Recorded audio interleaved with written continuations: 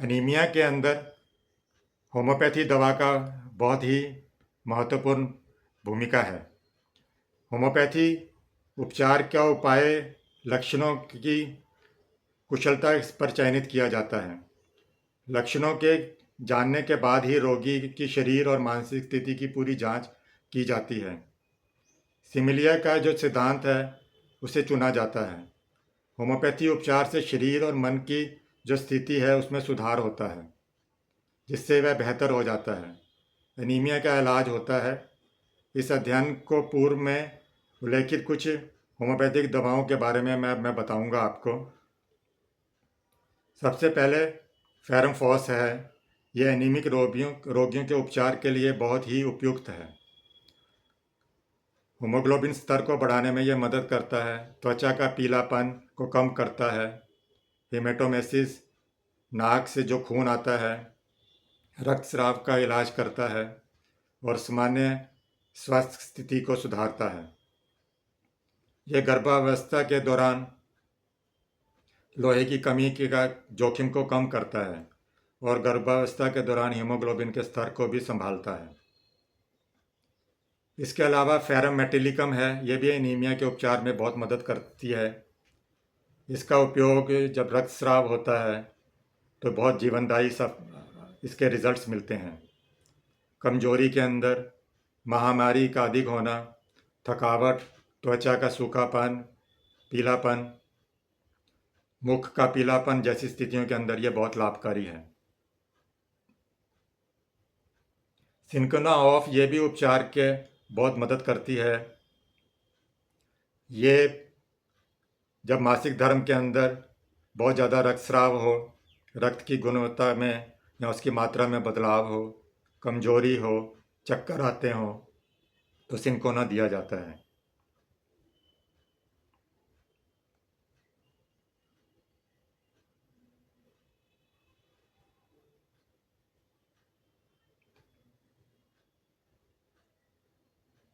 Calcarea FOSS ये उपचार में जब एक्यूट या पुरानी एनीमिक हो तो ये बहुत अच्छा कार्य करती है। रोगी कमज़ोर हो, उसका ध्यान केंद्रित कमी हो, ध्यान, थकान, पीलापन दिखाई देता हो तो ये बहुत अच्छा कार्य करती है। नेट्रम म्यूर ये उपचार के लिए तब चुनी जाती है जब शरीर में बहुत ज़्यादा कमजोरी हो, मांसपेशियों में कमजोरी हो, बार बार टांगें बदलता हो, बुखार हो, रोगी को सामान्य चिकित्सा की गतिविधियों में बाधित होता हो तो ये इलाज कर सकती है। फॉस्फोरस ये उपचार का सिफारिश तब किया जाता है जब इसके लक्षणों में अचानक कमजोरी आ जाए, पॉलीसाइथीमिया हो, रक्त का एक्स्ट्रा वैक्सेशन हो, रक्तस्राव हो, एडिनीमिया हो। पल्सटीला दवा का उपयोग तब किया जाता है जब हार्मोनल्स की समस्याएं प्रकट हों, मासिक रक्तस्राव हो, थकान की हमेशा थका थका रहता हो, ज़्यादा काम करता हो तो सिर दर्द हो जाता हो। एनीमिया के रोगी के पेट के विकार भी इसमें होते हैं। एपिसमेल हड्डियों की जो कमजोरियां हैं, ओडिमा जिसमें रहता है, पैरों में सूजन रहती है, एठियों में सूजन रहती है, तेज धड़कन होती है, सांस लेने में दुबलापन होता है। पपीते से बनी हुई दवाई जिसे कैरिका कहते हैं, यह भी उपचार की सिफारिश की जाती है क्योंकि ये लोहे के अवशोषण में मदद करती है। लोहे के अवशोषण का जो विरोधी कारक होते हैं उनको कम करती है। ये फेरेटिन स्तर को बढ़ाती है।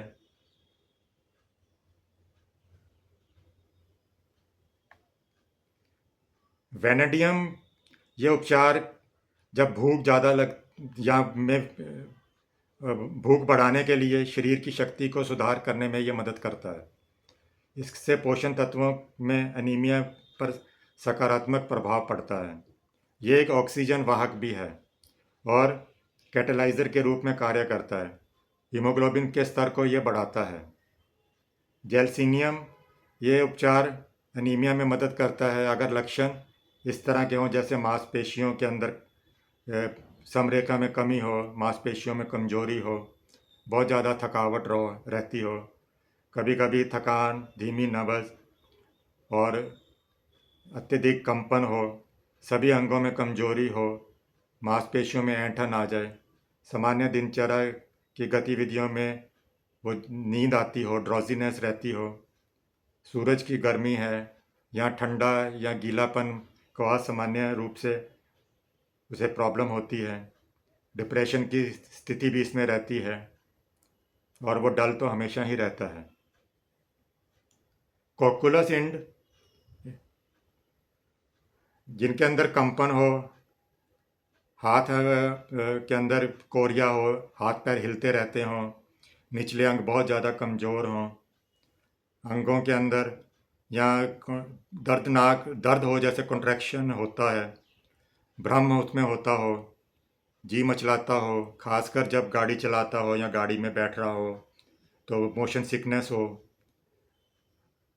बोलने के टाइम में बहुत ज़्यादा कमज़ोरी महसूस करता हो, पूरे पूरे शरीर के अंदर ही बहुत ज़्यादा कमज़ोरी रहती है, मासिक धर्म के दौरान डिस्मेनोरिया होता है, निचले अंगों में बहुत कमज़ोरी हो, खड़ा रहने की स्थिति में भी बड़ी मुश्किल से वो खड़ा हो पाता है। ग्रेफाइटिस एनीमिक रोगियों के जब चेहरों के अंदर लालिमा हो, सुबह जागते ही सिर में सिर दर्द होता हो, कमजोरी के साथ पीठ में दर्द हो, टॉन्सिल हो, टॉन्सिल बड़े हुए हों, उसमें सिकुड़न भी हो सकती है, मासिक धर्म बहुत देरी से आता हो, सुस्ती के समय हमेशा रहता हो, मासिक धर्म के दौरान सुबह की बीमारी, बहुत कमज़ोर और पीड़ित होता हो, कॉन्स्टिपेशन हो, इसमें उसको स्किन की प्रॉब्लम्स भी हो सकती हैं। फेरम आर्सेनिक ये 2x के अंदर देते हैं। एनीमिया के जब स्कूल गर्ल्स हो तो उनके अंदर ये बहुत अच्छा उपचार के अंदर ये परिणाम देती है। काम करने में अनिच्छा हो, बिस्तर से उठने का भी मन नहीं करता हो, लीवर बढ़ा हुआ हो, पेट बढ़ा हुआ हो, शरीर दुर्बल हो, तो ये बहुत अच्छा कार्य करती है। आर्निका मोंटाना ये एनीमिया के में हमेशा ही बहुत अच्छा कार्य करती है। जब शिराओं के अंदर एकीकृत या दूषित पोषण के कारण अगर एनीमिक है तो उसमें ये बहुत अच्छा कार्य करेगी। आर्निका किसी भी प्रकार के आंतरिक अंगों का या त्वचा के अंदर खून का बहाव जब बढ़ जाता हो, तो ये रक्तस्राव हो, तो ये बहुत अच्छा इलाज करेगी। आर्सेनिक एल्बम एनीमिक पेशेंट्स हो, क्लोरोसिस के पेशेंट्स हो, जिनमें पोषण की कमी हो, धीरे धीरे वजन में हानि हो रही हो, रक्त के अंदर जो सीरम है, रक्त सीरम, वो कम हो रहा हो, मलेरिया के बाद में या मलेरिया के दौरान बहुत ज़्यादा मेहनत या कमजोरी के बाद जो कम नींद लेते हों, बेचैन रहते हों, जिन्हें बहुत ज़्यादा प्यास लगती हो, गर्मी से राहत प्राप्त होती हो, पर जलन भी रहती है इसके अंदर। एलुमिना के अंदर ये पोषणीय विकारों के कारण जो एनीमा होता है, तो ये बहुत प्रभावकारी उपचार है। इसमें कब्ज है, इसमें अम्ल होता है, मतलब एसिडिटिक जो चीज़ें हैं उनको खाने की इच्छा होती है, व्यक्ति को ठंडी हवा के अंदर अति संवेदनशीलता होती है, थका हुआ होता है, थका हुआ हो तो फिर वो अपने आप को बैठा रहना ही पसंद करता है। अर्जेंटम नाइट्रिकम जिनका हीमोग्लोबिन कम है, जिनके अंदर ऑक्सीजन की जो एब्जॉर्प्शन है वो कम हो जाए, रक्त जिनका तरल हो जाए या फिर गहरा हो जाए, कमर के अंदर प्रॉब्लम हो, हिलने वाले निम्न अंगों के अंदर शक्ति की बहुत ज़्यादा कमजोरी हो, मानसिक प्रयास के बाद में या एंजाइटीज़ के कारण सिर दर्द रहता हो।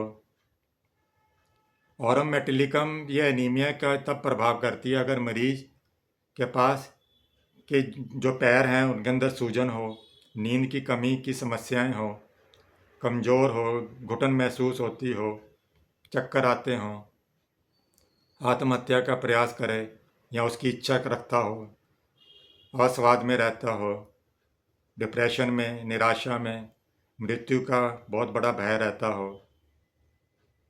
चिनियम आर्स इसका उपचार मलेरिया के जो संक्रमण होता है उसके बाद में ये बहुत अच्छा कार्य करती है।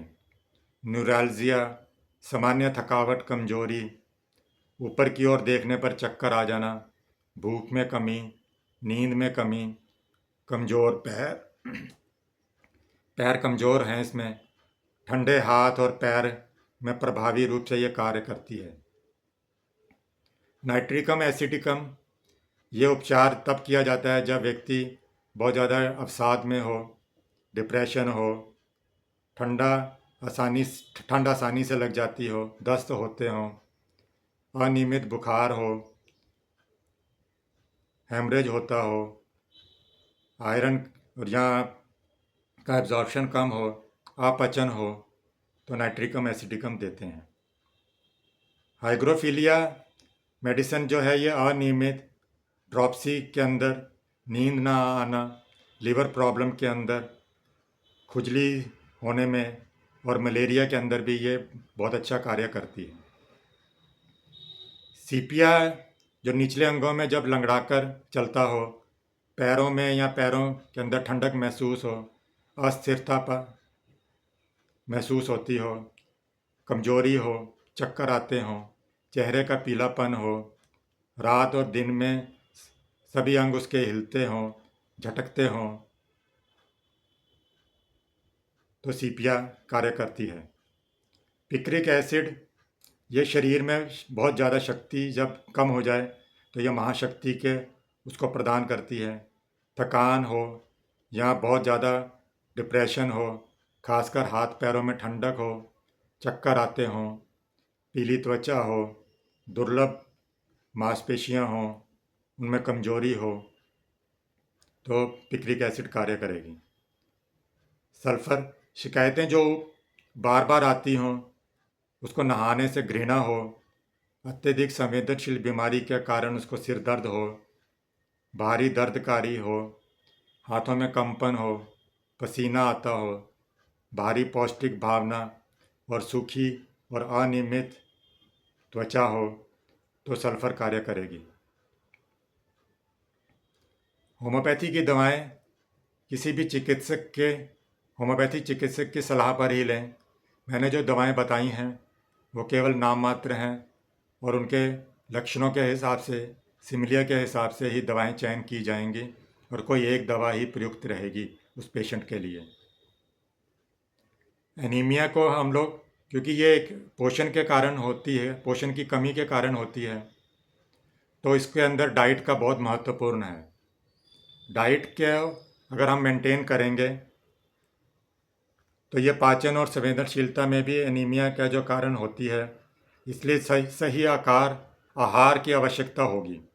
जैसे हरे पत्तेदार सब्जियां, स्प्राउट लें, पालक, दालें, बीज, मांस मछलियां लें, विटामिन्स लें, खट्टे पदार्थ जिससे विटामिन सी के अंदर कीवी है, संतरे हैं, स्ट्रॉबेरी है, अमरूद है, टमाटर है, नींबू मिर्ची, ये सब उपचार के अंदर बहुत अच्छा परिणाम देंगे। एनीमिया में जब आहार प्रबंधन है, आहार में लोहा जो है वो दो रूप से पाया जाता है, एक तो हैम और एक गैर हैम। हैम लोहा जो है वो हमारे को मांस से मिलता है, मुर्गी से, मछली से मिलता है, ये नॉन वेज होता है। जबकि जो गैर हैम है, जिसे अनाज से मिलता है, दालों से, फलों से, सब्जियों से पाया जाता है। गैर हैम लोहे के स्रोत सबसे अच्छे खरबूजे, बादाम, किशमिश, सोयाबीन, टोफू, पालक, गेहूं का ज्वारा, राजमा, बीन्स, ब्रोकली, मसूर, मटर। आहार में जब लोहे का अवशोषण सुधारने के भी कई कारण हैं। इसमें एक तरीका है आहार में विटामिन सी को भरपूर मात्रा में शामिल करना। जैसे नींबू लें, संतरा, सीताफल, स्ट्रॉबेरी लें, तो इससे आयरन का अवशोषण बढ़ना शुरू हो जाता है। लेकिन अगर खाने के साथ में आप कॉफ़ी लेते हैं, चाय पीते हैं, तो यह लोहे के अवशोषण को, आयरन के एब्जॉर्प्शन को कम कर देती है, क्योंकि इसमें टैनिन मौजूद होता है। लोहे का चाय लेने के कारण लोहे का अवशोषण है वो 60% तक घट जाता है, और कॉफ़ी पीते हैं तो 50% तक ये अवशोषण कम हो जाता है। कुछ दालें और अनाज के अंदर फाइटेट्स पाए जाते हैं। कोला ड्रिंक्स के अंदर फॉस्फेट हो, सोयाबीन के कुछ प्रोटीन्स हैं जो, या अत्यधिक कैल्शियम जो लेता हो, तो ये भी लोहे के अवशोषण के अंदर बाधा डालते हैं। ये महत्वपूर्ण कारक हैं। अगर आहार को पहले से ही कम लोहा है तो ये और भी ज़्यादा उसको बढ़ा देगा। दालें और अनाज में जिसमें फाइटेट की मात्रा को घटाने के लिए उनको फर्मेंटेट किया जा सकता है, स्प्राउट किया जा सकता है। एनीमिया के लिए मैं डाइट प्लान बताऊं कि अगर सुबह का नाश्ता के अंदर हम पालक या टमाटर का सूप लेते हैं, उसमें थोड़ा नींबू मिला लें, तो आयरन और विटामिन सी का ये अच्छा स्रोत है। अंडा, एक उबला हुआ अंडा ले सकते हैं, यह आयरन और प्रोटीन से भरपूर होगा। जूस के अंदर ताज़े संतरे का, अनार का जूस लें जो विटामिन सी का बहुत ही अच्छा स्रोत है और ये आयरन का अवशोषण करेगा। दोपहर के भोजन के अंदर हरी पत्तेदार सब्जियां लें, पालक, मेथी, सरसों का साग का सेवन करें। आप इनका साग भी ले सकते हैं, इन्हें पराठों के अंदर बनाकर भी खा सकते हैं। दालों के अंदर अरहर, मूंग की दाल, चने की दाल का सेवन करें, इसमें आयरन और प्रोटीन भरपूर मात्रा में होता है। ब्राउन राइस या ब्राउन रोटी जो हम के ब्रेड्स आती हैं उन्हें खाएं, इसमें क्योंकि फाइबर्स अधिक होते हैं और आयरन का ये अच्छा स्रोत है। सलाद के अंदर आप टमाटर लें, खीरा लें, गाजर, चुकंदर, पत्ता गोभी का सलाद लें, इस पर नींबू का रस डाल दें और थोड़ा नमक डाल लें। शाम के नाश्ते के अंदर आप मूंगफली ले सकते हैं, बादाम ले सकते हैं। एक मुट्ठी मूंगफली या बादाम खाएं, ये आयरन का और प्रोटीन का बहुत अच्छा स्रोत है। फ्रूट सलाद के अंदर आप सेब लें, अनार, केला, पपीता, अमरूद ले सकते हैं, उनका सलाद बना लें, उस पर नींबू निचोड़ कर इसे लें। रात के खाने के अंदर आप मछली ले सकते हैं, चिकन ले सकते हैं, जो आयरन और प्रोटीन का अच्छा स्रोत है। हरी सब्जियां लें, जैसे ब्रोकली है, मटर, बीन्स, हरी सब्जियों का सेवन करें। टोफू लें, दाल लें, पनीर ले सकते हैं, पालक मेथी मिला लें इनके अंदर, पनीर के अंदर। रोटी, चावल, ये भी आप ब्राउन राइस लें तो ज़्यादा बेहतर है। गेहूँ भी आप होल ग्रेन लें। सोने से पहले आप गुनगुना दूध लें, 1 गिलास गुनगुना दूध लें जिसमें आप थोड़ी सी हल्दी मिला सकते हैं, शहद मिला सकते हैं। खाने के बाद में आप थोड़ा गुड़ खा सकते हैं। अतिरिक्त टिप्स के अंदर मैं आपको बताऊं कि नींबू का सेवन आपको लिए बहुत लाभदायक रहेगा। दिन में कई बार नींबू का पानी पिएं, यह आयरन के अवशोषण में मदद करता है। विटामिन सी युक्त फल लें, संतरा, मौसमी, अंगूर, कीवी आदि का प्रयोग आदि करें। स्ट्रॉबेरी ले सकते हैं। कॉफ़ी और चाय से बचें, भोजन के तुरंत बाद में चाय या कॉफ़ी लेने से बचें। अगर लेनी भी है तो आधा 1 घंटे बाद लें, क्योंकि ये आयरन के अवशोषण में अवरुद्ध करती है। इस डाइट प्लान को अपनाकर आप अनीमिया के लक्षणों से राहत पा सकते हैं और अपने शरीर में आयरन की कमी को पूरा कर सकते हैं। निष्कर्ष ये निकला कि अनीमिया एक गंभीर समस्या है जो विश्व भर में हर आयु समूह या दोनों लिंगों के लोगों को प्रभावित करती है, पर खासकर स्त्रियों के अंदर यह ज़्यादा होती है। इसमें मुख्य रूप से बच्चे, किशोर, प्रजनन आयु वाली महिलाएं, गर्भावस्था वाली महिलाएं, स्तनपान कराने वाली महिलाएं के अंदर यह अधिक देखा जाता है। सरकार ने इस स्थिति को समाप्त करने के लिए कई जागरूकता कार्यक्रम भी लागू किए हैं। हालांकि कई बार यहाँ पर संवाद की कमी रहती है, जिसके कारण कभी कभी महत्वपूर्ण स्थितियों में इसका इलाज करना बहुत कठिन हो जाता है। हमें इस स्थिति का ध्यान केंद्रित करना चाहिए, जो इलाज बताए गए हैं मैंने ऊपर, या डाइट को कंट्रोल करके हम लोग इसको एनीमिया को कंट्रोल कर सकते हैं। हमें रोगियों के आसपास उसके कारणों को जांचना चाहिए। विशेष लक्षण, जीवन शैली या उसके परिवार की फैमिली हिस्ट्री को भी जान सकते हैं। एनीमिक स्थिति में इलाज कराने के लिए होम्योपैथिक दवाओं का जो अध्ययन किया हुआ है, जिनके रिजल्ट्स आ चुके हैं, उनके और रिजल्ट्स पब्लिश करने चाहिए ताकि क्लिनिकल प्रैक्टिस के अंदर उसका और लाभ एनीमिक पेशेंट्स को मिल सके। आज के लिए एनीमिया में जो कुछ भी मैंने बताया है उसको मैं यहाँ पे समाप्त करता हूँ। Okay, thank you for watching.